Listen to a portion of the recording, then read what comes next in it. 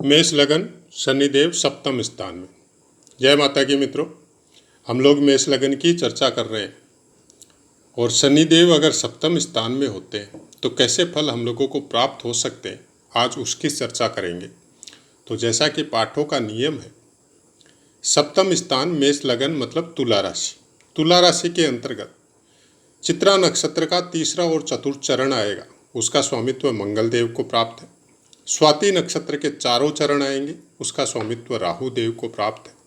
विशाखा नक्षत्र का पहला, दूसरा और तीसरा चरण आएगा, उसका स्वामित्व गुरुदेव को प्राप्त है। नवमांश की बात करें तो तुला राशि में कोई भी ग्रह अगर 3.20 डिग्री तक हो तो तुला के नवमांश में रहेंगे, 6.40 डिग्री तक हो वृश्चिक के नवमांश में रहेंगे, 10 डिग्री तक धनु के नवमांश में रहेंगे, 13.20 डिग्री तक कुंभ के नवमांश में रहेंगे और 20 डिग्री तक मीन के नवमांश में रहेंगे और 23.20 डिग्री तक मेष के नवमांश में रहेंगे, 26.40 डिग्री तक वृष के नवमांश में और 30 डिग्री तक मिथुन के नवमांश में। देव नर राक्षस तीन नवमांशों के अधिपति या सत्वगुण, रजस गुण और तमस गुण, इनके विषय में एक अलग से पाठ हमारा नवमांश के विषय में देव नर राक्षस का पाठ दिया हुआ है। डिटेल में आप उनको सुनिए, क्योंकि कोई भी प्रिडिक्शन किसी भी ग्रह का अगर आप करें अपनी कुंडली में तो आपको ये देखना बहुत ज़रूरी है कि वो ग्रह आपके देव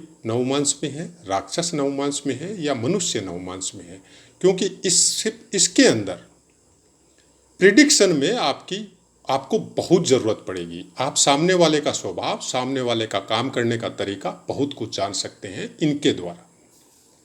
अंश बल में विषम राशि है तो प्रथम 6 अंश तक बाल्यावस्था में ग्रह रहते हैं, 12 अंश तक कुमारावस्था में रहते हैं, 18 अंश तक युवावस्था में रहते हैं, 24 अंश तक वृद्धावस्था में रहते हैं और 30 अंश तक मृतावस्था में रहते हैं। पुस्तकों के अनुसार जैसी अवस्था लिखी हुई है उसी के अनुसार फल प्राप्त होते हैं। बाल्यावस्था में मतलब बच्चा क्या दे सकता है, कुमार अवस्था मतलब एक कुमार लड़का, 10-15 साल का लड़का आपको क्या दे सकता है।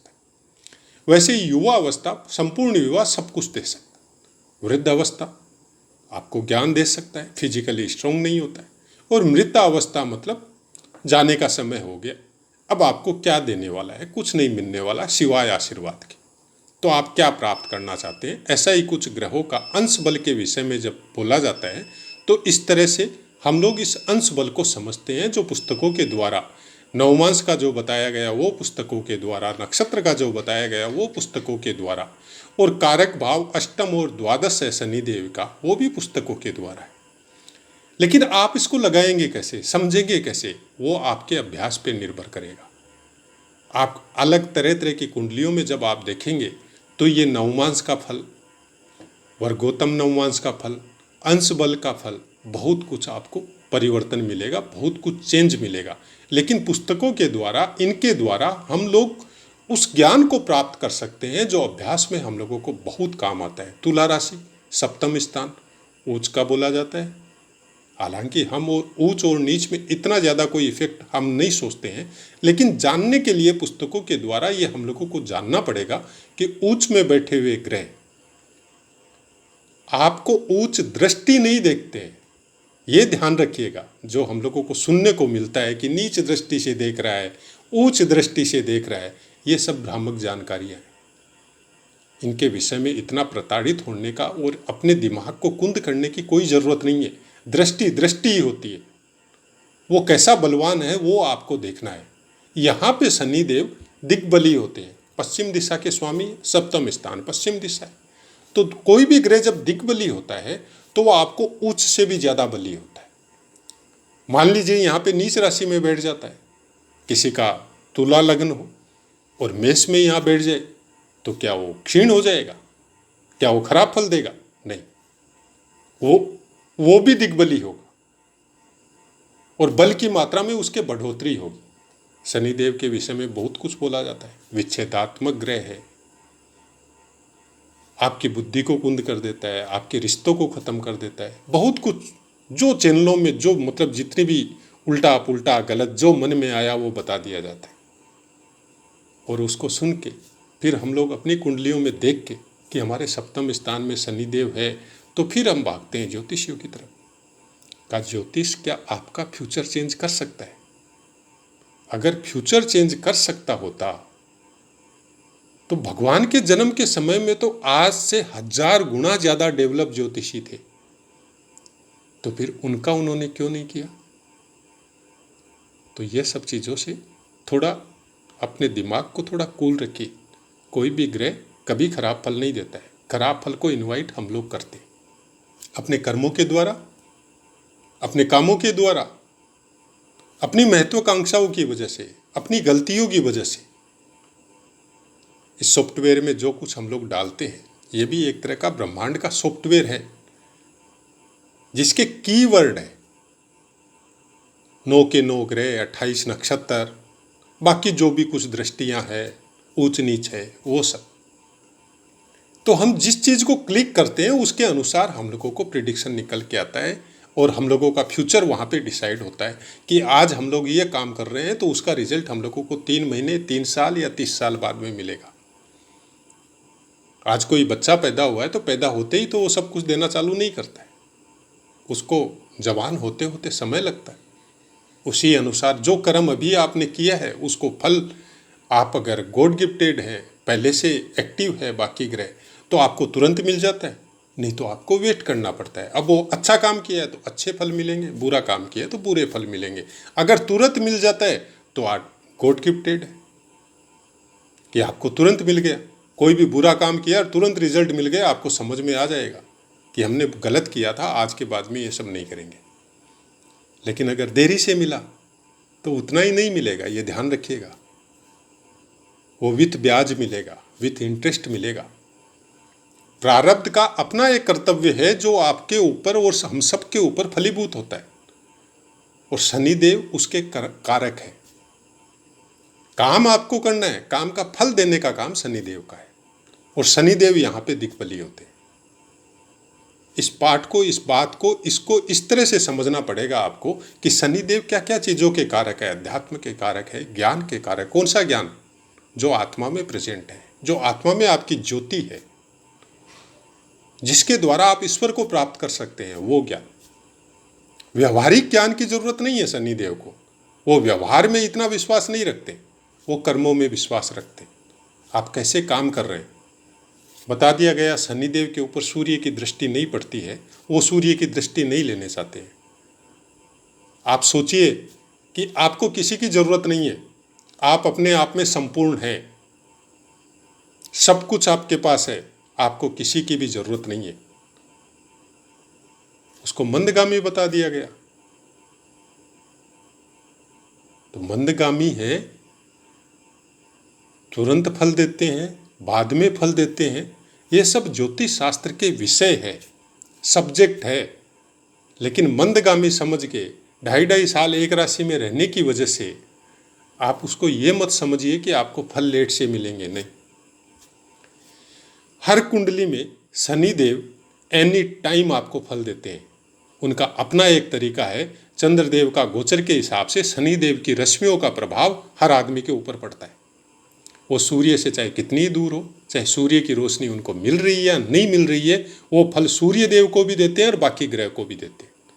और उस ग्रह के अनुसार आपको जो फल प्राप्त होना है वो आपको पृथ्वी पे सब जीवों पे प्राप्त होता है। ये मत समझिए कि शनिदेव आपको महादशा आएगी तो ही फल देंगे। महादशा का एक अलग इफेक्ट है गोचर के हिसाब से। यहाँ 7वें स्थान में शनिदेव बैठ के आपको अलग लेवल में लेके जाएंगे। पार्टनरशिप के व्यापार से संबंधित आपकी नहीं जमेगी, पत्नी से संबंधित, भोगों से संबंधित आपकी नहीं जमेगी, और जितनी जमाने की कोशिश करेंगे उतने तकलीफ पाएंगे। और जितनी दूरी रखेंगे, दूरी मतलब भोगों में जितना इंटरेस्ट कम रखेंगे, समाज को सुधारने में, अपने ज्ञान को सुधारने में, लोगों का हेल्प करने में जितनी ज़्यादा इच्छा रखेंगे उतनी ही ज़्यादा इम्यूनिटी पावर समझ लो आप, चाहे अच्छी शक्तियों का प्रादुर्भाव आपके शरीर में, आपकी आत्मा में हो, वो समझ लो आप।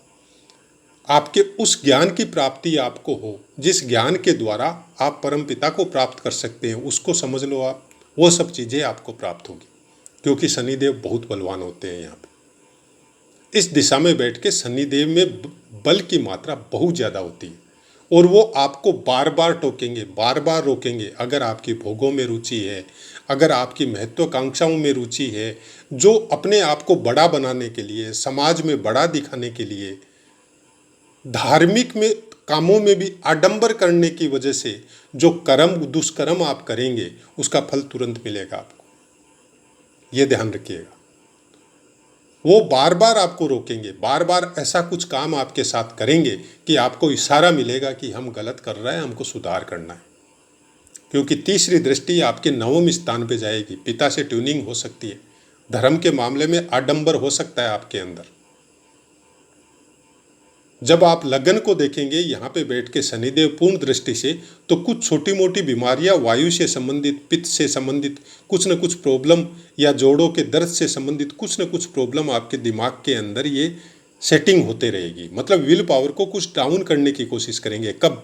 जब आप भोगों में रमे रहेंगे, जब आप पूरी तरह केवल बिजनेस हो, केवल भोग हो, केवल परिवार का उत्थान हो, केवल अपनी महत्वाकांक्षा हो, केवल समाज में अपना नाम करना हो, उसमें जब रमे रहेंगे तो इस टाइप की ट्यूनिंग आपके दिमाग में रहेगी कि मेरे इस यहाँ पे दर्द हो रहा है, मेरे को ये तकलीफ हो रही है, मेरे को वो तकलीफ हो रही है। ऐसी कुछ दिमाग में कुछ न कुछ डिस्टर्बेंस ये आपको यहाँ पे बैठ के शनिदेव प्राप्त करवाएंगे। ये सब काम करने की वजह से, नहीं कि शनिदेव करवाएंगे, ये ध्यान रखिएगा। उसके बाद में चतुर्थ स्थान को देखेंगे। चंद्रमा की राशि है कर्क राशि। आपको चंद्रमा को देखना है कि आपका चंद्रमा कहाँ प्लेस है। अगर चंद्रमा अपने ही घर में प्लेस है, या चंद्रमा कहीं से अपने घर को दृष्टि दे रहा है, तो इस घर के फलों में जो शनिदेव की वजह से कुछ कमी या बेसी हो सकते हैं, उसको बचाने की कोशिश करेगा। आप अपने जन्म स्थान से दूर जा सकते हैं। आपका बिजनेस या व्यापार से संबंधित काम पश्चिम दिशा में हो सकता है। माता पिता से बचपन में ही दूरी आपकी हो सकती है, चाहे हॉस्टल में पढ़ाई हो, चाहे कोई ऐसा डिप्लोमा या ऐसा एजुकेशन लेवल हो, उसके बाद में सर्विस भी आपकी हो सकता है विदेशों में हो जाए। अपने धर्म से संबंधित भी आडंबर के मामले में आप कुछ ज़्यादा एग्रेसिव हो सकते हैं। दूसरे धर्म को जानने की भी प्रेरणा आपके अंदर कुछ ज़्यादा हो सकती है। लेकिन अगर अच्छे फलों की प्राप्ति आपको करवानी है, तो आपको विशेष ध्यान रखना पड़ेगा कि कभी भी अपनी महत्वाकांक्षा के लिए किसी को तकलीफ नहीं देनी है। अपने शब्दों का उच्चारण अच्छा रखना है। अपने परिवार को लालन पालन करने के लिए भी कोई गलत काम नहीं करने। तब यहाँ पे शनिदेव आपको बहुत अच्छा इफेक्ट देगा। आप बिजनेसमैन हो सकते हैं, आप बहुत अच्छे न्यायाधीश या वकील या बैरिस्टर हो सकते हैं, सुप्रीम कोर्ट तक के जज हो सकते हैं। क्योंकि तुला राशि न्याय की राशि, तराजू का सिग्नल है। और अगर हम लोग नक्षत्रों की बात करें, तो स्वाति नक्षत्र जो राहु देव का नक्षत्र है, उसमें अगर आपका दिमाग का लेवल बहुत अच्छा हो, संस्कारों की वजह से, परिवार का जो आपका कम्युनिटी है उसकी वजह से, आपके लालन पालन की वजह से, तो राहु देव यहाँ पे आपकी बहुत हेल्प करता है। शनिदेव और राहु देव का ये जो योग बन जाए, राहु देव का भी प्लेसमेंट अगर अच्छा हो जाए, तो आपको बहुत बड़ा फेमस स्टार बना सकता है। चाहे साइंस में हो, चाहे साइंटिस्ट हो आप, चाहे आप इंजीनियर हो, चाहे बहुत बड़े बिजनेसमैन हो, आप मतलब आपका नाम गिने चुने आदमियों की लिस्ट में आ सकता है। इस तरह का फल शनिदेव यहाँ पे वो भी हो सकता है जो पुस्तकों में भी लिखा है। सस महापुरुष योग बनाते हैं। क्यों? 10वें और 11वें स्थान के स्वामी हैं, और अपनी उच्च राशि में केंद्र में विराजमान है। और ज्योतिष शास्त्र के अनुसार क्रूर और पाप ग्रह अगर केंद्र में विराजमान हो तो बहुत अच्छा फल देते हैं। क्यों देते हैं? क्योंकि उनके अंदर पावर बहुत ज़्यादा होता है। स्ट्रगल करने की क्षमता बाकी शुभ ग्रहों से बहुत ज़्यादा होती है। आपको कर्म करने की प्रेरणा, आपको निरंतर काम करने की प्रेरणा, आपको अपनी जो टारगेट पॉइंट आपने सेट कर लिया है उसके ऊपर चलने की प्रेरणा की वजह से जो सप्तम स्थान के सुख है उनसे आपकी दूरी बनते जाएगी। इसलिए बोला जाता है कि पत्नी से थोड़ा दूरी बन सकती है, क्योंकि आपकी पत्नी का स्वभाव अलग हो सकता है, वो आपको समझने में भूल कर सकती है, जबकि वो प्रोग्रेस आपकी केवल अपनी नहीं रहेगी, पूरे परिवार की रहेगी। लेकिन बहुत सच्चरित्र पत्नी मिलती है, बहुत अच्छी पत्नी मिलती है अगर शनिदेव सप्तम स्थान में हो। देरी हो सकती है शादी में और करनी भी चाहिए। ऐसे इंसानों को शादी कम से कम 30 साल बाद में करनी चाहिए। तब क्या होता है कि मंगल का जो टाइम है वो गुजर जाता है और उसके बाद में बहुत अच्छी भी लड़की मिलती है, बहुत अच्छी ट्यूनिंग भी सेटिंग होती है और बहुत अच्छे फलों की प्राप्ति शनिदेव के द्वारा यहाँ पे प्राप्त हो सकती है। जरूरत है केवल अपने कर्मों को सुधारने की, अपने कामों को सुधारने की। लोगों का हेल्प कीजिए, अपने से नीचे वालों का ध्यान रखिए, अपनी ट्यूनिंग और अपनी वाणी पे थोड़ा कंट्रोल रखिए कि जैसे दूसरा कोई बोलता है तो आपको तकलीफ होती है, वैसी भाषा आप भी मत बोलिए किसी को। माता से विशेष स्नेह, माता से विशेष आपकी ट्यूनिंग और माता का आशीर्वाद ये हमेशा आपको प्राप्त होगा। केवल चंद्रदेव की पोजीशन देखनी बहुत जरूरी है।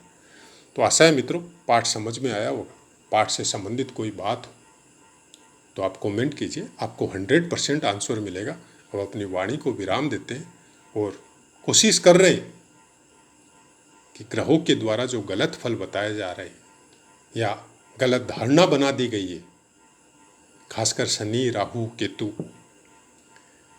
जितनी निकाल सकते हैं चैनल और हमारे शब्दों के द्वारा वही निकालने की कोशिश कर रहे हैं। बाकी कोशिश कहाँ तक सफल होती है वो आप सब बताएंगे और आपके लिए ही ऐसे पाठों को लेके आए कि ग्रह की पीड़ा से संबंधित जो बातें बताई जा रही है। आप एक चीज़ हमेशा ध्यान में रखिए, किसी भी ग्रह से संबंधित कोई भी पीड़ा हो उसके बीज मंत्रों को नहीं करके आप अगर उसके स्त्रोत का पाठ करते हैं, जो नवग्रह स्त्रोत है, अगर डेली एक पाठ मन लगा के बाकायदा अपने प्रभु और इष्ट को ध्यान लगा के या ग्रहों का ध्यान लगा के अगर 5 मिनट के लिए वो पाठ करते हैं तब भी बहुत सी पीड़ा का निवारण होता है और सब ग्रह बहुत अच्छे से फल प्राप्त करवाते हैं। तो अपनी वाणी को विराम देते हैं। जय माता।